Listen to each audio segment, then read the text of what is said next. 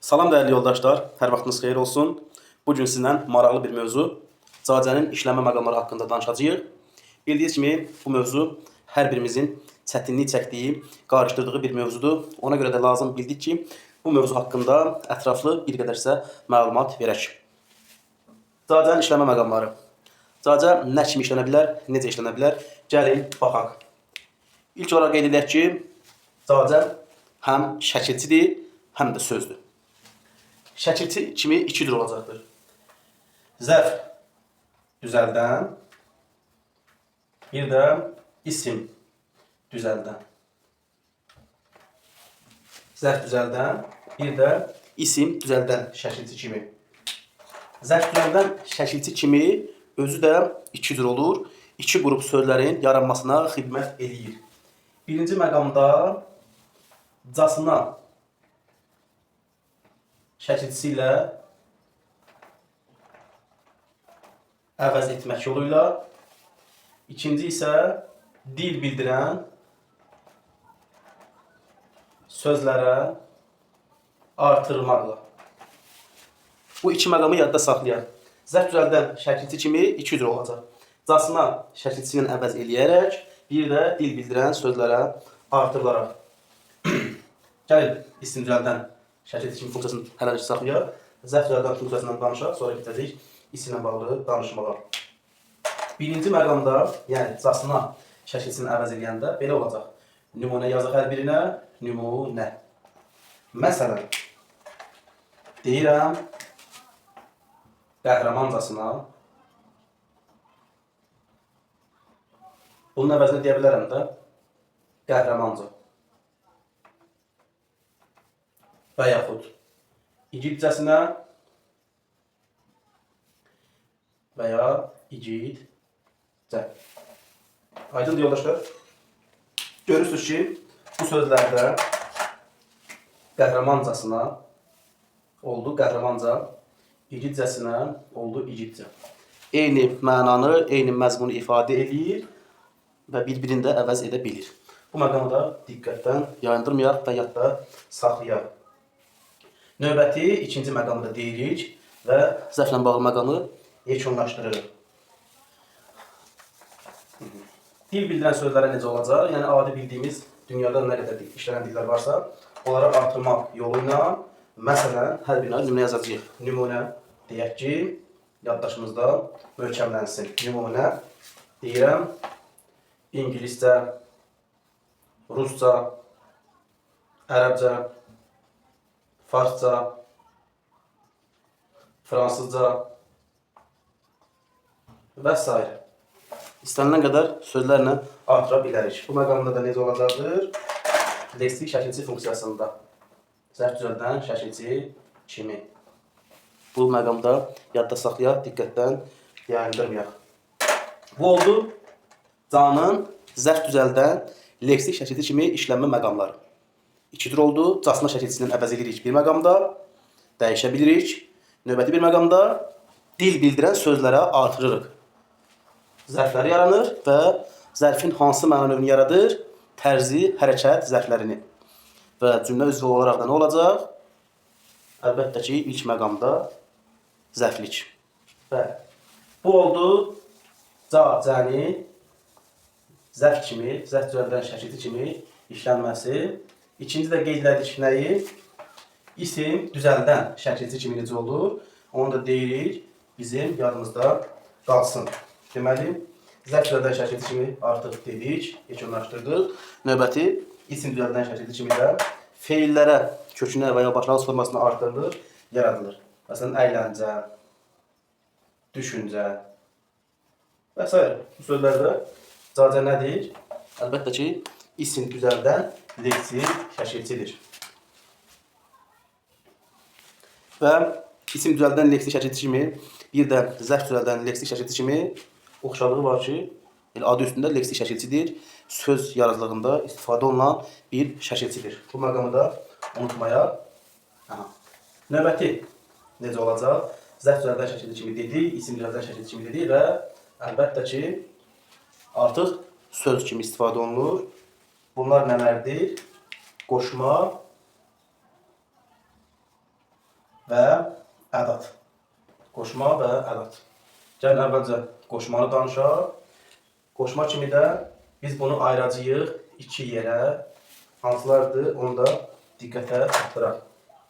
Birgəlik və ya vasitə qoşması və ya bənzətmə qoşması. Bunu da dedik bilər. Birgəlik qoşması kimi işlənə bilər, bənzətmə qoşması kimi işlənə bilər. Gəlin əvvəlcə birgəlik qoşması kimi nümunə yazaq teleqrafdan. Yəni bunu da yadda saxlayaq. Birgəlik qoşması kimi işlənəndə də onu ilə ilə, la ilə əvəz edə bilərik. Bu şəkildə fərqləndirə bilərik. Məsələn, ardınca, dalınca, arxasınca. Bu sözlərdə calar nədir? Birgəlik, vasitə qoşması. Məsələn, nümunə deyə bilərəm. Mən onun ardınca getdim. Nə etdim? Getdim ki, mən hara getdim? Onun ardınca. Bu şəkildə də necə oldu? Əlbəttə ki, Cacə burada qoşma vəzifəsində, qoşma funksiyasında oldu. Və onu mən əvəz edə bilərəm nə ilə? Canı. İlə ilə. Mən onun ardı ilə getdim.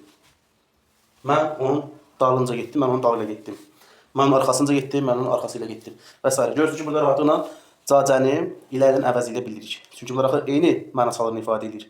Bu şəkildə bunu da mənimsəyək. Növbəti bənzətmə qoşması kimi işlənəcək.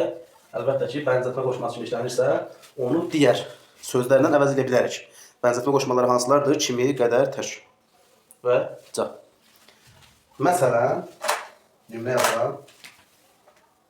Onu məncə heç kim düşünmür. Onu məncə heç kim düşünmür. Nə etmir? Düşünmür. Kim düşünmür? Heç kim. Kimi, onu, nə qədər, məncə. Bu da nə olacaqdır? Mənim kimi, necə, nə cür, nə tərzdə? Mən qədər. Bu da zərflik funksiyasında olacaqdır. Nə zərfli idi? Nə qədər? Mən qədər, mənim qədər. Əlbəttə ki, bu kəmiyyət miqdar zərflik funksiyasındadır. Bəs burada nə oldu? Bənzətmə. Bənzətmə qoşması. Bunu qədərlə, təklə, kimi ilə əvəz edə bilərəm.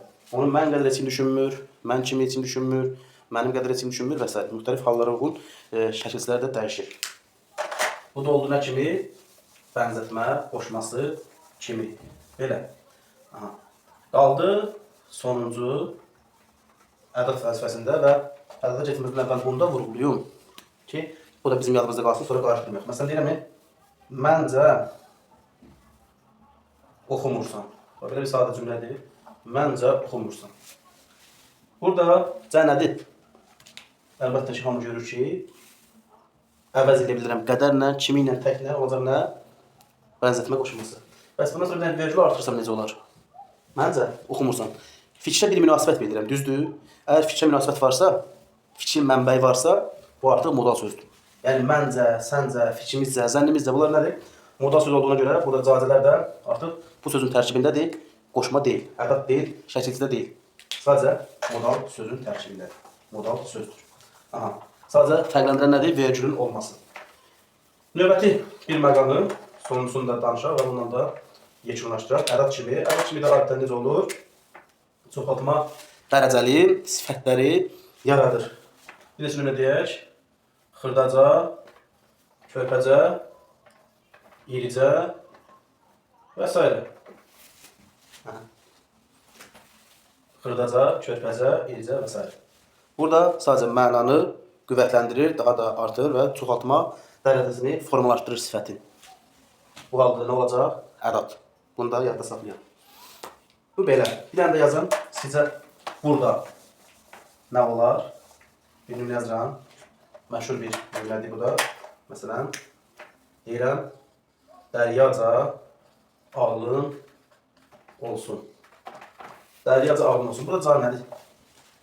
Dəryaca ağlın olsun. Bunun cavabını deməyəcəm artıq. Bu sual olaraq qalır. Dəryaca ağlın olsun cümləsindəki cavab nədir? Qoşmadır, ədatdır, zərf düzəldən şəkilçidir, yoxsa isim düzəldən şəkilçidir. Və mən sizdən rica edirəm ki, bunu şərh bölümündə qeyd edərsiniz. Biz də doğru cavabı orada sizə qeyd edərik. Belə yoldaşlar, mövzu ilə bağlı ümumi məlumatları topladıq, sizə verdik və inanıram ki, buna əminəm ki, qeyd olunanlar sizin üçün faydalı olacaqdır. Növbəti videolarda, növbəti belə dərslərdə sizinlə yenə də görüşəcəyik. Dərslərimiz davamlı olaraq sizinlə paylaşılacaq və bunların hamısı sizin inkişafınıza xidmət etmək üçündür. Hər birinizə izlədiyiniz üçün təşəkkür edirəm. Bizlə sosial şəbəkələr üzərindən əlaqə saxlaya bilərsiniz. Əlavə olaraq 050 962 0446 nömrəsində yazaraq WhatsApp üzərindən də əlaqə yarada suallarınızı ünvanlaya bilərsiniz. Hələlik sağ olun, özünüzdən müğayət olun.